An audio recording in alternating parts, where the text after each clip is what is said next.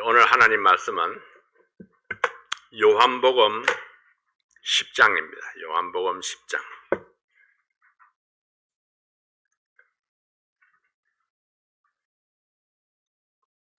요한복음 10장 1절부터 10절까지 있는 말씀 보시겠습니다. 요한복음 10장 1절부터 10절에 있는 말씀입니다.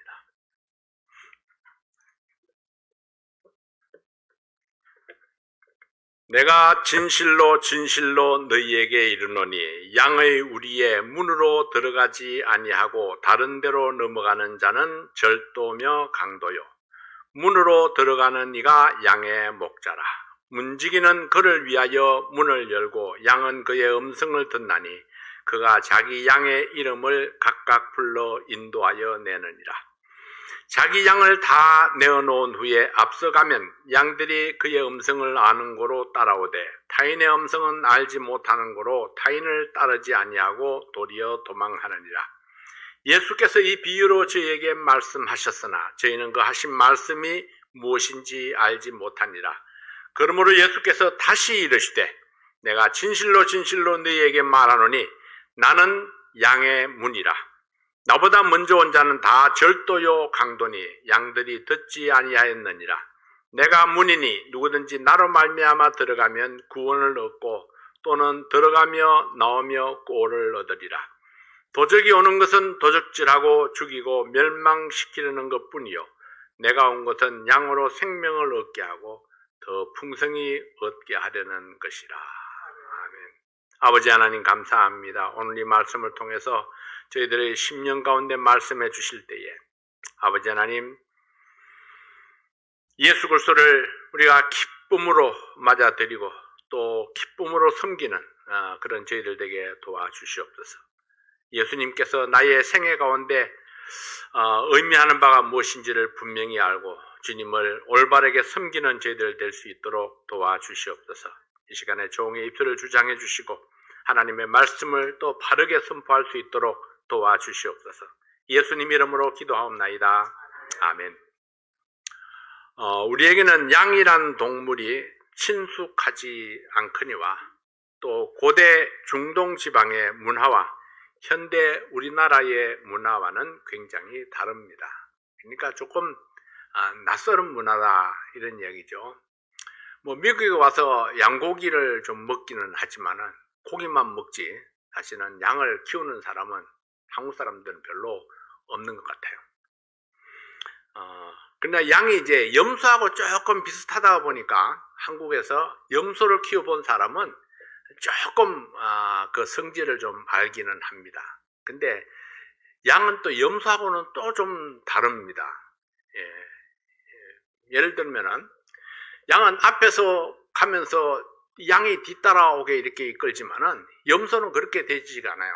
앞에 놓고 이 회초리를 가지고 톡톡톡 때리면서 가야 염소는 또 앞으로 갑니다.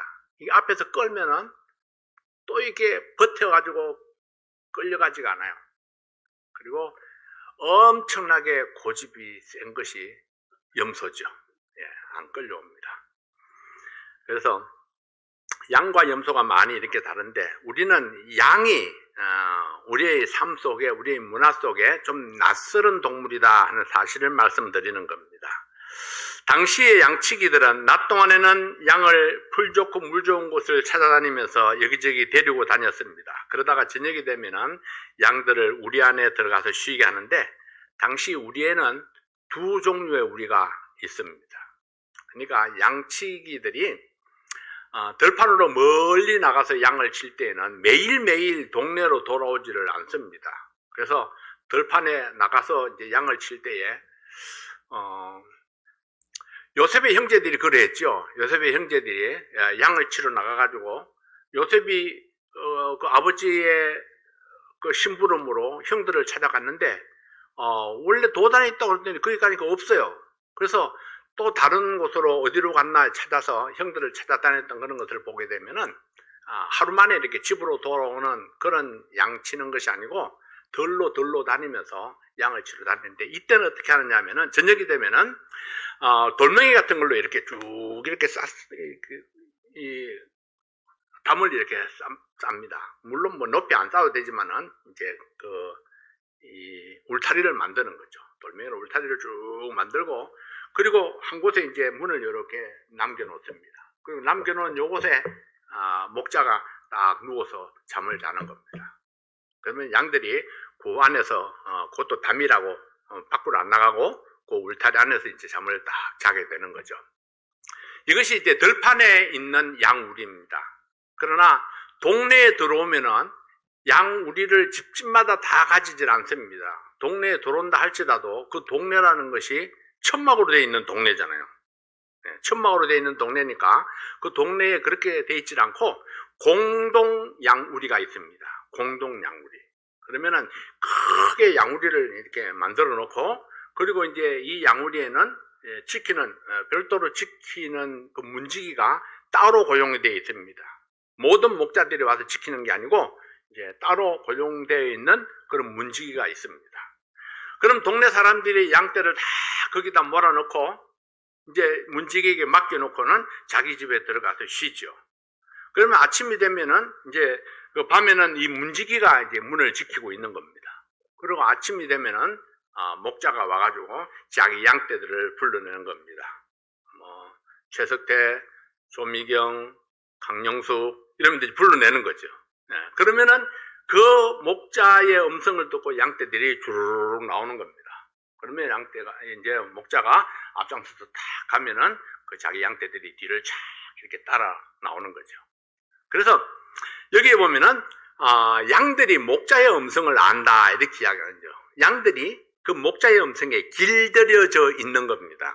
그래서 자기 목자의 음성을 알고 그 자기 양만 그 목자를 따라서 나오게 되는 겁니다. 그래서 박씨 집에 양떼들이 나가고, 김씨 집에 양떼들이 나가고, 이씨 집에 양떼들이 나가고, 이렇게 해서 각각 이렇게 양떼들이 갈라져서 또 들판으로 나가서 풀을 뜯어 먹다가 저녁이 되면 다시 들어와 가지고 이 양우리에다 이렇게 넣고, 그리고 문지기가 지키는 거죠. 오늘 여기에 나와 있는 오늘 소개되는 이 양우리는 바로 이 공동 양우리의 경우입니다. 공동 양우리입니다. 그래서 상당히 넓고 큰 이 양우리 안에 여러 목자들이 동시에 양떼를 이렇게 넣을 수가 있었는데, 문지기가 문을 열면은 이제 목자가 자기 양을 불러내고 양은 목자를 따라간다고 했습니다. 많은 경우에 우리는 두 가지 신분을 가질 때가 있습니다. 누군가의 남편도 되고 또 누군가의 아버지도 되고, 저 같으면은 목사도 되고 또 어떤 사람은 사장도 되고, 여러 가지 신분을 이렇게 가지게 되죠. 예수님은 하나님으로 불리기도 했지만은 독생자 곧 하나님의 아들이 되기도 했습니다. 그리고 세상 죄를 지고 가는 어린 양이 되기도 했죠. 그리고 양무리의 문이기도 하지만은 또 양무리의 목자가 되기도 했습니다. 그때그때의 기능에 따라서 불리어지는 그 이름과 직분이 다양하게 이렇게 나타나지는 그런 모습들을 보게 됩니다. 오늘 본문에서는 두 가지 모습으로 나타납니다. 목자가 되기도 하고 양우리의 문으로 소개되기도 했습니다. 물론 양은 바로 우리들을 가리킵니다. 우리는 양을 잘 모르지만은 양에 대해서 들은 것은 꽤 많이 있을 것입니다. 양은 겁이 많습니다. 양은 자기 방어수단이 전혀 없는 약한 동물입니다. 양은 고도의 근시안입니다. 그래서 방향 감각이 없습니다. 양은 스스로 먹이를 구하지도 못합니다. 그래서 주님이 보실 때에 사람은 마치 양 같아서 이렇게 말씀하죠. 사람은 마치 양 같아서 겁이 많고 사탄의 공격에 방어 능력도 없고, 그리고 멀리 보지 못하는 이게 근시안이고 방향 감각이 부족해서 좌충우돌 헤맬 때가 참 많이 있습니다. 그래서 양에게는 반드시 목자가 필요하듯이 사람에게도 반드시 목자가 필요하다, 이런 이야기입니다. 그러므로 사람은 누구나 자기 목자, 그리고 좋은 목자를 만나는 것이 가장 중요하고 그것이 인생 행복의 요건입니다. 자, 좋은 목자를 만나지 못하면은요, 늘 목자에게서 실망을 하게 되면은, 뭐, 이 교회 갔다가 실망하고 또 저 교회 갔다가 또 저 교회 갔다가, 막 이 교회 저 교회 막 이렇게 헤매 다니게 되는, 그런 양은 행복한 양이라, 행복한 성도라고 말할 수가 없겠죠. 그래서, 자기가 신뢰하는 한 목자를 평생을 따라갈 수 있다면은, 그것이 바로 우리 신앙생활의 행복이라 말할 수 있을 것입니다. 그래서 내 목자가 있는 사람, 내가 따라갈 목자가 있는 성도가 행복한 믿음 생활을 할 수 있습니다. 그렇다면 오늘의 말씀은 누가 참 목자인가? 이게 선한 목자에 관한 비유의 말씀입니다. 선한 목자의 비유를 말씀하시고 난 후에 참 목자는 양을 위해서 목숨을 버릴 수 있으며 내가 선한 목자이기 때문에 목숨을 버릴 권세도 있고 다시 얻을 권세도 있다, 이렇게 말씀하셨습니다. 바로 이 목자는 예수 그리스도를 상징하는 인물입니다. 이 말씀을 들은 유대인들은 또다시 논쟁을 벌이기 시작했습니다. 이 논쟁은 9장에서 논쟁이 되었던 소경치유의 표적을 연결해서 말씀하시는 겁니다. 예수님은 어떤 분인가를 설명하고 있습니다. 요한복음 10장 19절부터 21절에 있는 말씀을 보면은 이 말씀을 인하여 유대인 중에 다시 분쟁이 일어나니 그 중에 많은 사람이 말하되 저가 귀신 들려 미쳤거늘 어찌하여 그 말을 듣느냐 하며 혹은 말하되 이 말은 귀신 들린 자의 말이 아니라 귀신이 소경의 눈을 뜨게 할 수 있느냐 하더라. 소경의 눈을 뜨게 한 거 보니까 귀신은 아니다, 이런 이야기죠. 일부 유대인들은 예수님이 귀신 들려 미쳤다 했습니다. 또 어떤 유대인들은 귀신 들린 자가 어찌 소경을 고칠 수 있느냐, 그렇게 반박을 합니다. 귀신이 소경을 눈을 뜨게 할 수 있겠느냐. 이 말씀은 이 논쟁의 원인이 소경이 눈을 뜬 사실에 있다는 사실을 보여줍니다. 귀신 들린 자는 소경의 눈을 뜨게 할 수 없다 주장했습니다. 그렇다면 이 사람은 도대체 누구인가? 소경이 눈을 뜨게 한 이 사람, 감히 하나님을 아버지라고 부르는 이 사람, 이 사람은 과연 누구냐 하는 거죠. 예수님은 스스로 자신의 정체를 밝히기 위해서 선한 목자에 대한 비유로 자신을 설명했습니다. 목자에 대한 구약의 배경은 목자 없는 양이란 언급에서 시작이 됩니다. 하나님은 목자 없는 양 같았던 이스라엘 백성들에게 모세를 보내서 생명의 길로 인도하셨고 또 여호수아를 통해서 젖과 꿀이 흐르는 가나안 땅으로 인도했습니다. 성경에서 목자는 자기 백성들을 끝까지 신실하게 돌보는 모세와 같은 성실한 지도자, 하나님의 말씀으로 가르치는 사역자를 의미하고 또 인간 목자들은 선한 목자이신 예수님을 본받아야 된다, 이렇게 말씀하시고 있습니다. 예수님은 선한 목자다. 인간 목자는 선한 목자이신 그 예수님을 본받아야 한다. 그래서 예수님과 같은 선한 목자가 되어야 된다. 또 예수님과 같은 그런 선한 목자를 따라가는 사람이 복 있는 사람이다, 이런 이야기죠. 자, 첫 번째로 선한 목자이신 예수님에 대해서 함께 생각해 봅니다. 요한복음 10장 1절 2절 말씀해 보면은 내가 진실로 진실로 너에게 이르노니 양의 우리의 문으로 들어가지 아니하고 다른 데로 넘어가는 자는 절도며 강도요 문으로 들어가는 이가 양의 목자라 했습니다. 참 목자는 문으로 들어가는 자입니다. 문으로 들어가지 아니하고 다른 곳으로 넘어가는 자는 절도이거나 강도다, 이렇게 이야기를 했습니다. 이런 집같이 높은 담이 쳐져 있는 것이 아닙니다. 양의 우리라는 것이 아주 낮게 이렇게 돌멩이를 이렇게 쌓아가지고 해놨기 때문에 넘어가려면 그냥 훌쩍 넘어갈 수 있는 그런 것이죠. 그렇지만은 그렇게 넘어갈 수 있지만은 목자는 절대로 그 담을 넘어가는 자가 아니라는 거죠. 담을 넘어가지 않습니다. 꼭 문으로 와가지고 자기 양떼들을 불러내는 것이 바로 목자다, 이런 이야기입니다. 문지기는 오직 양의 목자를 위해서만 문을 열어줍니다. 그것이 문지기의 사명이니까요. 목자가 문으로 들어갈 수 있는 것은 문지기도 알고 양들도 그를 알고 있기 때문입니다. 그러나 문지기나 양들이 모르는 사람은 당당하게 정문으로 들어갈 수가 없습니다.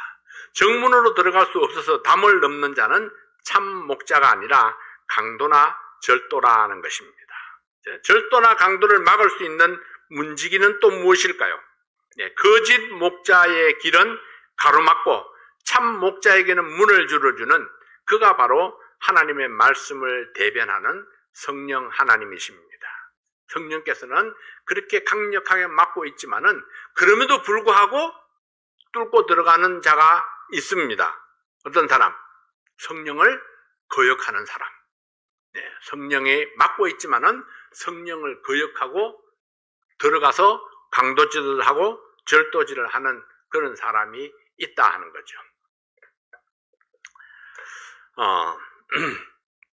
성령께서는 우리의 문을 지키시면서 양도를 보호하고 목자가 오면은 양떼를 내어주십니다. 목자는 양우리의 문에 와서 자기 양들을 불러내고 목자의 음성을 듣는 양들은 앞서가는 자기 목자를 따라 나섭니다. 그러나 양은 목자가 아닌 다른 사람의 음성은 알지 못하기 때문에 따르지 아니한다. 이렇게 말씀을 했죠.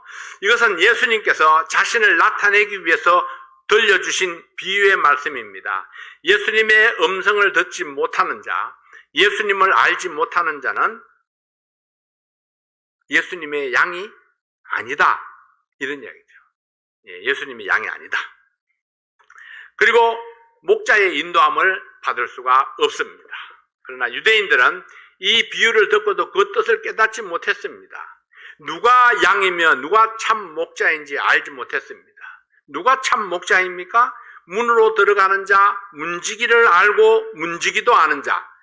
양이 그의 음성을 알고 그의 음성을 듣는 양들이 문으로 나와서 따르는 분. 그가 바로 참 목자입니다. 하나님의 말씀이 예언해 주신 분. 성령께서 가르치시는 분. 말씀이 있고 그 말씀에 따라 순종하며 또 성령의 인도하심을 받는 그가 참 목자입니다. 그러고 보건대 예수는 어떤 분인가? 예수님은 하나님의 말씀을 따라서 오신 분입니다. 또 하나님이 행하시는 일을 행하셨던 분입니다. 하나님이 행하시는 그 능력을 행했던 분입니다. 성령이 예수님의 머리 위에 임했었다 이렇게 말씀을 하시죠. 바로 이분이 바로 우리의 참 목자 되시는 분이시다. 그러나 그럼에도 불구하고 유대인들은 여전히 예수님을 깨닫지 못했습니다. 두 번째로 유일한 문이신 예수님입니다. 요한복음 10장 7절부터 9절까지 있는 말씀에 보면은 그러므로 예수께서 다시 이르시되 내가 진실로 진실로 너에게 말하노니 나는 양의 문이라. 나보다 먼저 온 자는 다 절도요 강도니 양들이 듣지 아니하였느니라. 내가 문이니 누구든지 나로 말미암아 들어가면은 구원을 얻고 또는 들어가며 나오며 꼴을 얻으리라 했습니다. 예수님이 양우리의 문이라면은 양도 목자도 다 예수님을 통해서 들어가야 합니다. 예수님만이 유일하신 문입니다. 예수님만이 천국으로 가는 유일한 길입니다. 라고 하면은 꼭 반발하는 사람들이 있습니다. 독선적으로 들릴 수 있습니다.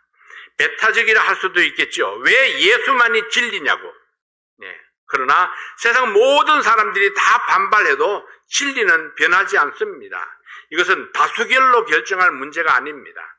아무리 세월이 가고 변하지 않는 것은, 이 세월이 가도 변하지 않는 것은 바로 예수만이 진리고 구원의 길이라는 사실입니다. 그래서 예수님께서 직접 선포하신 말씀입니다. 나는 양의 문이라. 내가 문이니 누구든지 나로 말미암아 들어가면은 구원을 얻고 이렇게 말씀했습니다. 나로 말미암아 들어가면은 예수님으로 말미암아 들어가는 자가 구원 얻을 수 있다. 다른 길은 없습니다. 오직 예수님을 통해서만 구원이 이루어진다는 사실을 말씀하시고 있는 것입니다. 또 내가 문이니 누구든지 나로 말미암아 들어가면 구원을 얻고 또 들어가며 나오며 꼴을 얻으리라 했습니다. 꼴이 무엇입니까? 도시에 사시는 분들은 잘 모르나 혹시? 꼴은 양의 음식을 이야기하는 겁니다. 풀, 먹는 음식이죠. 꼴을 얻으리라, 양식을 얻으리라, 이 말씀을 깨닫고 순종하는 자만이 구원을 얻을 수 있습니다. 들어가며 나오며 하는 것은 예수님과 더불어 사는 거죠. 예수님께 들어가며 나오며 이렇게 했다는 것은 예수님과 더불어 살아가는 사람입니다. 그런 사람이 풍성한 꼴을 얻을 수 있다. 우리의 모든 필요를 풍성하게 공급받을 수 있다는 사실을 말씀하고 있는 것입니다. 사도 바울도 이 진리의 말씀을 선포했습니다. 사도행전 4장 12절 말씀에 보면은 다른 이로서는 구원을 얻을 수 없나니 천하 인간의 구원을 얻을 만한 다른 이름을 우리에게 주신 일이 없음이니라. 무슨 말인가요? 우리에게 문은 단 하나밖에 없다는 것입니다. 예수 그리스도만이 유일한 문입니다. 구원의 길은 단 하나, 우리를 구원해 주실 분은 단 한 분, 예수님밖에는 없습니다. 그래서 하나님은 다른 길이나 다른 방법을 우리에게 주신 일이 없습니다. 스가모니도 예수 믿어야 구원받습니다. 공자도 예수 믿어야 구원받습니다. 중요한 건 그거죠. 스가모니가 됐든 공자가 됐든지 간에 예수 믿지 않으면 구원받을 수 없습니다. 자, 세 번째로는 생명을 주기 위해서 오신 예수님입니다. 요한복음 10장 9절 말씀에 보면은 내가 문이니 누구든지 나로 말미암아 들어가면 구원을 얻고 또는 들어가며 나오며 꼴을 얻으리라. 도적이 오는 것은 도적질하고 죽이고 멸망시키는 것뿐이요 내가 온 것은 양으로 생명을 얻게 하고 더 풍성히 얻게 하려는 것이라. 10절 하반절과 9절의 말씀을 비교해 보면은 생명을 얻는다와 구원받는다는 말이 같은 의미로 쓰여지고 있습니다. 구원받는다, 생명을 얻는다, 같은 의미로 쓰여지고 있습니다. 예수 그리스도는 인간에게 새로운 생명을 주기 위해서 이 땅에 오셨습니다. 성경에는 생명이라는 단어가 몇 개 나옵니다. 가장 대표적인 단어가 비오스입니다. 이것은 생물학적 생명, 부모로부터 물려받은 생명을 의미하는 것입니다. 즉 살아있는 모든 생명체는 모두 다 비오스 생명을 가지고 있는 것입니다.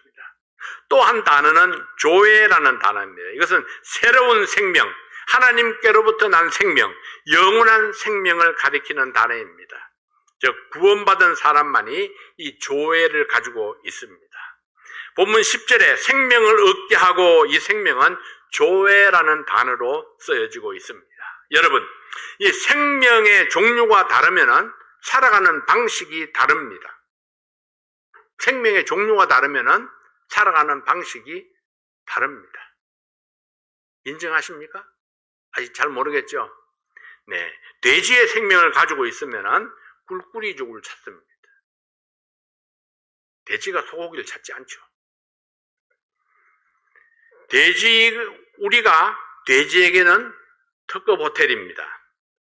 소의 생명을 가지고 있으면 소는 풀을 찾습니다. 소에게는 풀이 최고의 음식입니다. 소는 하나님이 초식 동물의 생명을 주셨기 때문입니다. 예수님을 인격적으로 만난 거듭난 사람, 조회를 가진 사람은 거듭나지 않아서 비오스만 가진 사람과 그래서 다를 수밖에 없습니다. 그러니까 비오스의 생명을 가진 사람과 조회의 생명을 가진 사람은 살아가는 방식이 다를 수밖에 없다. 구원받지 않은 사람과 구원받은 사람은 살아가는 방식이 달라야 된다는 것입니다. 다른 것이 정상입니다. 이 사람이랑 똑같으면은 이 생명의 디퍼런스를 알 수가 없습니다. 예수님이 오신 목적이 잃어버려진 양들에게 새 생명을 주시기 위해서 오셨습니다. 예수님의 뜻은 모든 사람들이 예수님을 만나서 새 생명을 얻기를 원하십니다. 이것이 우리를 향한 하나님의 뜻입니다. 사람들이 처음 예수 그리스도를 발견하고 하나님의 이 사랑을 깨달아서 하나님의 자녀로 거듭나면은 세상에서 그 무엇과도 비교할 수 없는 큰 감격과 감사가 넘치게 됩니다. 세상이 달라 보이고 모든 것이 새롭게 느껴집니다. 십자가만 생각하면 눈물이 나고 감사가 넘칩니다. 주님을 위해서라면 기꺼이 목숨이라도 바칠 것 같은 그런 마음이 들어옵니다. 그러나 수많은 사람들이 구원의 감격을 쉽게 잊어버립니다. 그리고 감사가 식어지죠. 헌신을 힘들어하고 기계적인 믿음 생활을 하고 있습니다. 영적인 성장이 중단되고 감격적이고 생동감 있는 예배를 드리지 못합니다. 왜 이런 현상이 생길까요? 나를 향한 하나님의 목적을 알지 못하든지 아니면 그 목적을 잊어버리고 살고 있기 때문입니다. 하나님께서 스스로 하늘 보좌를 부르시고 육신을 입고 이 땅에 오신 목적을 알지 못하든가 아니면 그 목적을 잊어버리고 살고 있기 때문입니다. 하나님께서 나를 구원하신 목적과 나를 이 땅에 살게 하신 목적을 분명히 알 때에 우리의 삶은 소망과 기쁨이 넘치고 활기찬 삶을 살 수 있습니다. 그 목적이 무엇입니까? 생명을 얻게 하고 더 풍성히 얻게 하려는 것이라. 구원받은 것 거기에서 그치지 않습니다. 내가 구원받았어, 하나 천국 갈 수 있어. 처음에는 그게 좋았죠. 근데 거기서 스탑해버리면은 어린아이가 그냥 한번 뒤집으려고 막 이렇게 애쓰다가 그냥 못 뒤집고 가만히 누워있는 것과 똑같은 겁니다.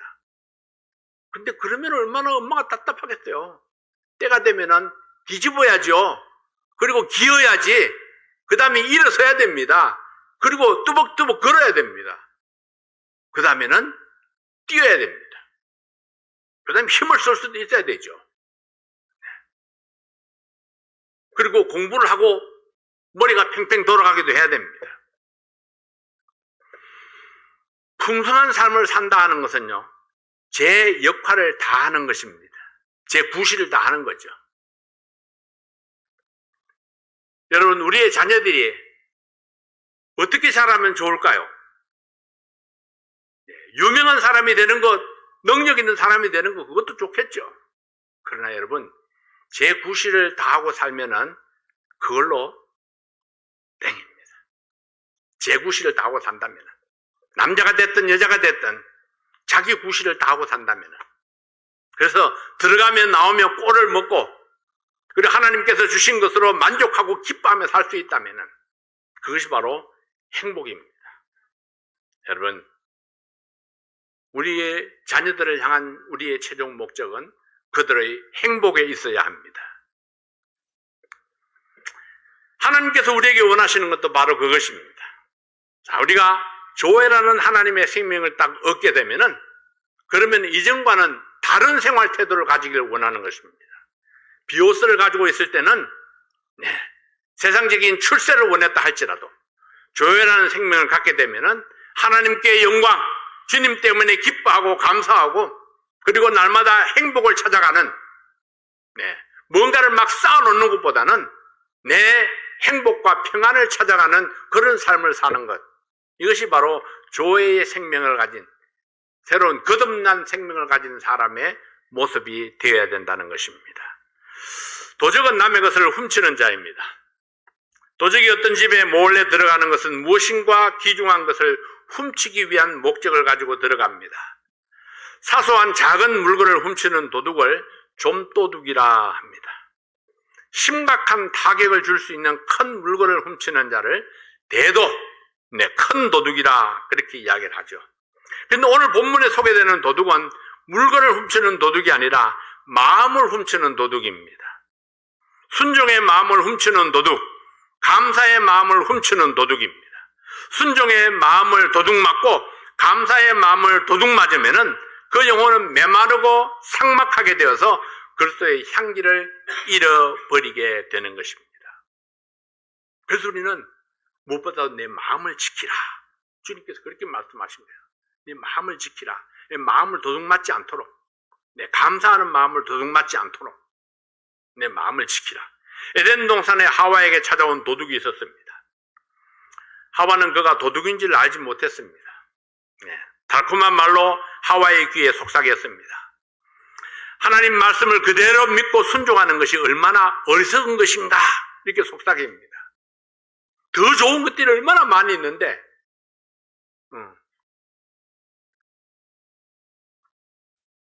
하나님에게 속고 있다고 속삭이고 있는 거죠. 하와가 교만에 빠져서 자기의 본분을 잊어버렸을 때 그 도둑은 하와의 마음을 딱 훔쳤습니다.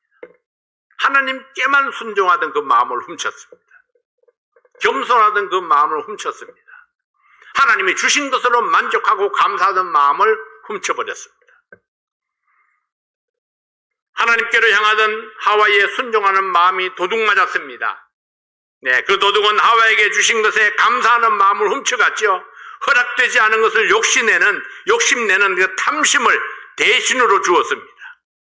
순종과 감사를 잃어버린 하와는 하나님만 바라보던 눈길을 돌려서 자기 자신을 바라봅니다. 내게 무엇이 있는가? 내가 무엇을 할 수 있는가? 내 판단이 중요하고 내 감정이 중요하게 작용합니다. 자신의 똑똑함을 자랑합니다. 내 생각이 틀림없는 것 같습니다. 선악을 알게 하는 나무의 과일을 먹으면 지혜롭게 된다는 사탄의 속임에 넘어가서 자기 지혜에 자기가 빠지게 되었습니다. 선이냐 악이냐 옳으냐 그르냐를 따지는 그 지혜 때문에 늘 판단하는 자리에 서게 되는 것입니다. 여러분, 사람들은요, 똑똑함의 의미를 잘 모르는 경우가 많습니다. 오해하는 경우가 많아요. 옳으냐 그르냐를 잘 따지는 것이 똑똑한 것이 아닙니다. 내가 누구에게 순종하는가 하는 것이 옳은가를 아는 것이 그것이 바로 똑똑함입니다. 내 주인이 누구인가, 내가 누구를 따라가야 될 것인가를 아는 것, 그것이 바로 현명한 사람입니다. 하나님께서 아담과 하와를 찾아왔을 때 그들은 그늘에 숨어 있었습니다. 스스로 생각해도 떳떳지 못했습니다. 그러나 순종과 감사를 도둑맞은 그들은 하나님 앞에 솔직하지 못합니다. 선악과를 따먹은 것을 책망하는 하나님께 아담은 그 죄를 자기 아내에게 전가했습니다. 뒤집어 씌웠습니다. 하나님, 저 여자 때문에, 저 여자, 하나님이 주신 여자 아닙니까? 저 여자가.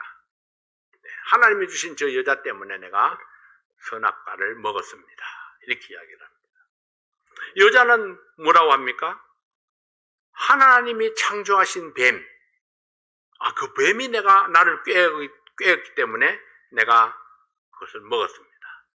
말씀에 대한 순종과 하나님께 대한 감사를 잃어버린 사람에게는 사탄의 특성이 나타나게 됩니다. 선악과를 선택하면 자기 꾀에 빠집니다. 옳으냐 그르냐 원인과 결과를 따지면서 결국은 핑계하게 되고 죄를 증가하게 됩니다. 저 사람 때문에, 그 사람 때문에, 날씨 때문에, 환경 때문에, 그 사람이 내 마음에 들어오고 그 사람이 내 마음을 사로잡습니다. 용서하지 못할 그 사람, 날마다 그 사람을 묵상하며 고통하게 되는 것입니다. 주님을 묵상하게 될 그 마음에 주님 외에 엉뚱한 사람을 품고 묵상하고 있습니다. 이것이 순종과 감사를 도둑맞은 마음입니다. 사탄은 우리의 마음을 도둑질했고 그 마음에 죄를 날마다 묵상하게 했습니다.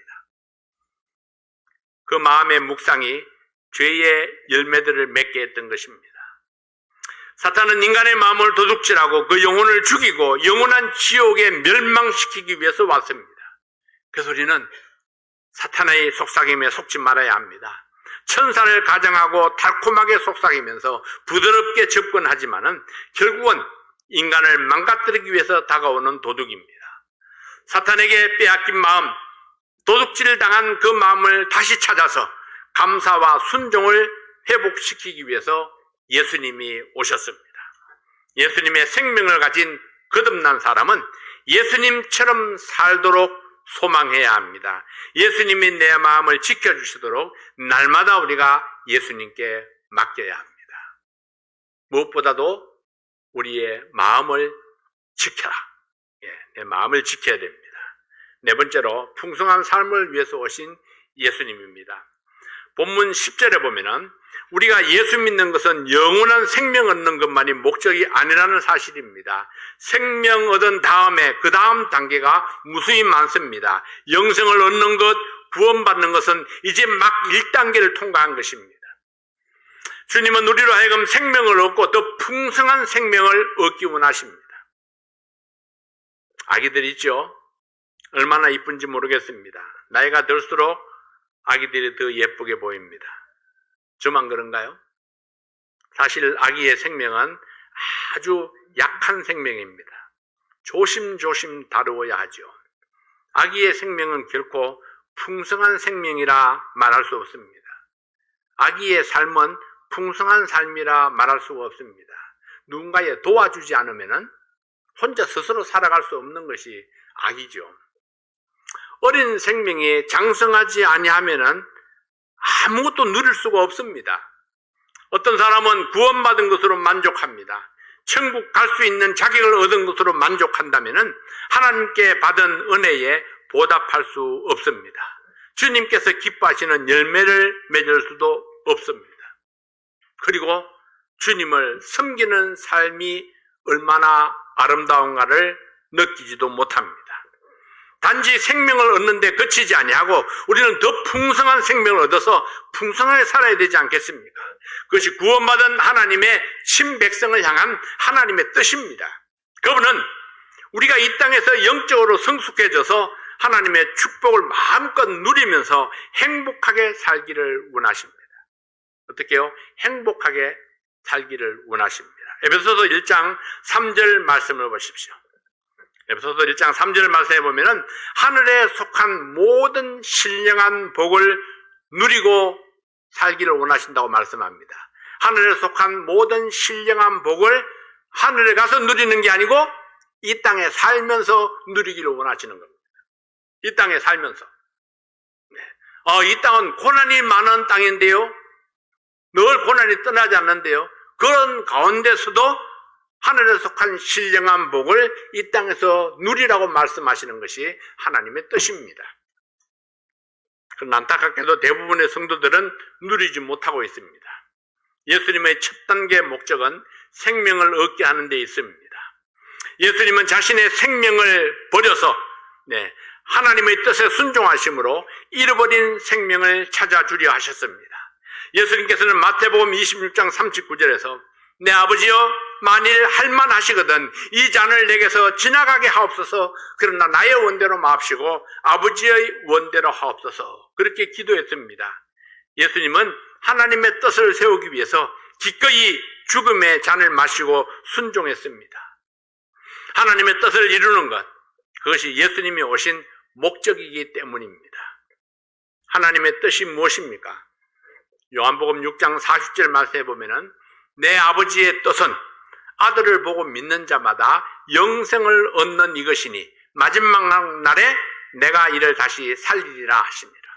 예수님을 보고 믿음으로 인간들이 생명을 얻는 것, 잃었던 생명을 다시 찾는 것이 하나님의 뜻이었습니다. 이 하나님의 뜻을 위해서 예수님이 오셨습니다. 우리가 예수 그리스도를 믿고 영접해서 새 생명을 얻어서 거듭나는 것은 하나님의 뜻을 이루는 순종의 열매입니다. 예수님의 십자가의 순종이 내 안에서 생명의 열매를 맺는 것입니다. 내가 복음을 전해서 또 다른 사람들을 구령하는 것도 하나님의 뜻을 이루는 순종의 열매를 맺는 것입니다. 이것을 위해서 예수님이 오셨기 때문입니다. 나의 전도로 구원받는 그 영혼이 예수님의 십자가의 순종으로 내 안에서 열매를 맺는 것입니다. 예수님이 오신 두 번째 목적은 그 생명을 풍성하게 누리는 데 있습니다.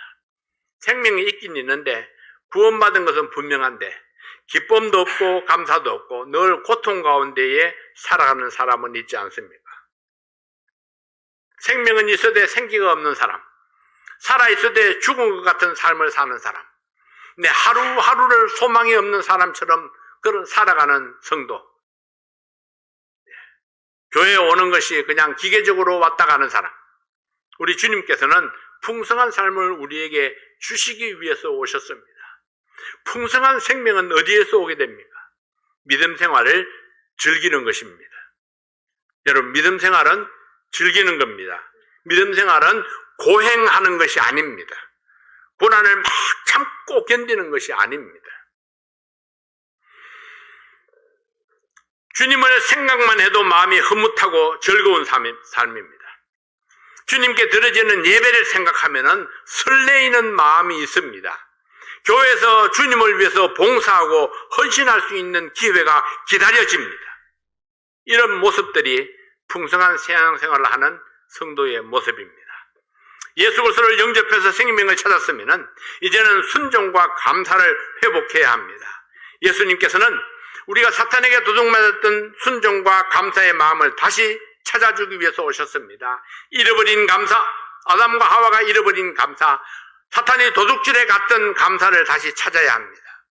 어떻게 감사를 회복할 수 있을까요? 감사를 회복하기 위해서는 다시 선택의 문제로 돌아가야 합니다. 아담과 하와가 생명나무 실과를 외면하고 선악을 알게 하는 과일을 선택했을 때에 그들에게는 좌절과 멸망이 찾아왔고 판단과 핑계와 죄를 전가하는 마음이 생겼습니다. 박자매 때문에, 김영재 때문에, 그래서 내가 실패했다고 생각합니다. 노 집사님 때문에, 박 집사님 때문에, 김 목사님 때문에 내가 기쁨이 사라졌다고 생각을 합니다. 그 원인이 무엇입니까? 그것은 선악을 알게 하는 나무를 선택했기 때문입니다. 하나님이 허락하신 그 수많은 것들을 제쳐두고 하나님이 허락하지 아니하신 그 불신앙의 것을 선택했기 때문입니다. 제 똑똑이 때문에 자기의 판단이 항상 옳다고 생각하는 그 자기 지혜 때문에 자기 중심적이고 자기 감정만 중시하는 것 때문에 예수님으로 충만해야 될 내 마음속에 엉뚱한 사람으로 가득 차서 나를 괴롭게 하고 원망하게 하고 용서하지 못하게 합니다. 주님을 묵상해야 할 그 시간에 원망과 썸뿌리를 묵상하게 되는 것입니다.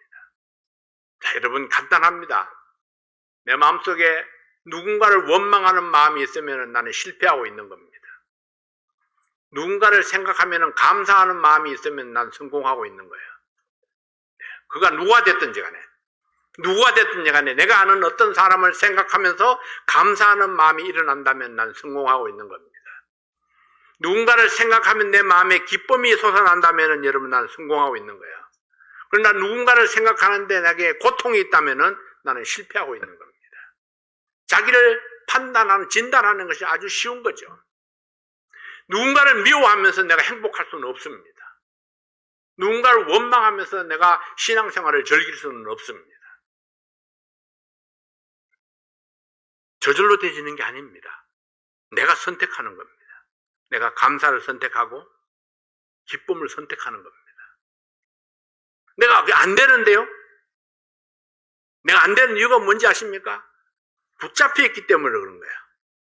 원망에 붙잡혀 있기 때문에. 우리 예수 믿는 것은 용서의 신앙입니다. 용서하지 못하는 신앙은 신앙이 아닙니다. 어떠한 경우에도 용서할 수 있어야 그것이 신앙입니다.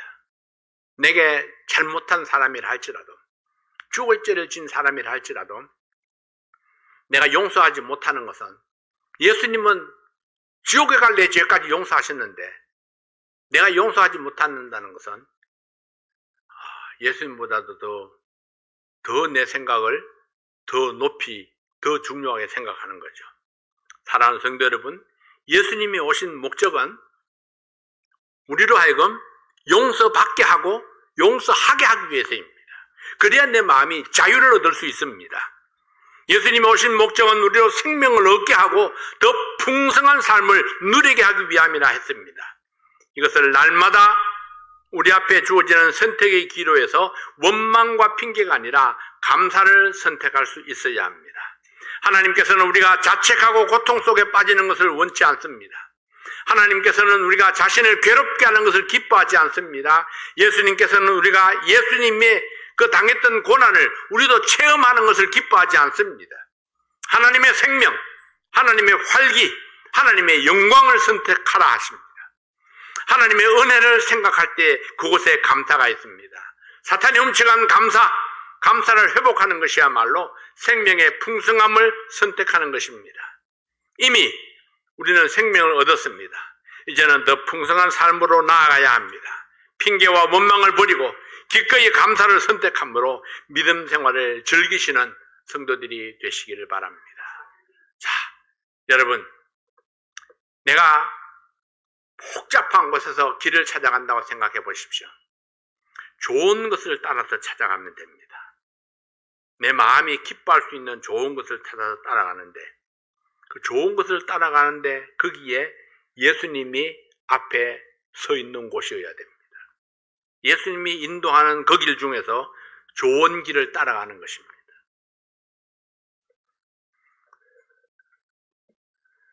사랑하는 성도 여러분들의 삶에 하나님께서 주시는 행복, 기쁨, 감사가 날마다 넘치시기를 바랍니다. 기도하겠습니다. 아버지 하나님 감사합니다. 오늘도 주님께서 우리에게 주신 이 놀라운 은혜를 감사합니다. 예수님께서 나의 목자가 되셨기에, 예수님께서 목자 되셔서 나를 날마다 인도해 주시기 때문에, 그래서 풍성한 꼴을 허락해 주시기 때문에 내가 오늘도 행복하고 감사가 넘칩니다. 아버지 하나님, 사랑하는 모든 성도들이 우리 주님 때문에 기쁨이 넘치고 감사가 넘치고 또 행복한 신앙생활을 이루어갈 수 있도록 도와주시옵소서. 오늘도 사랑하는 성도들의 삶에 주께서 함께 하시고 풍성한 은혜로 축복해 주시는 은혜를 감사하며 예수님 이름으로 간절히 기도하옵나이다. 아멘.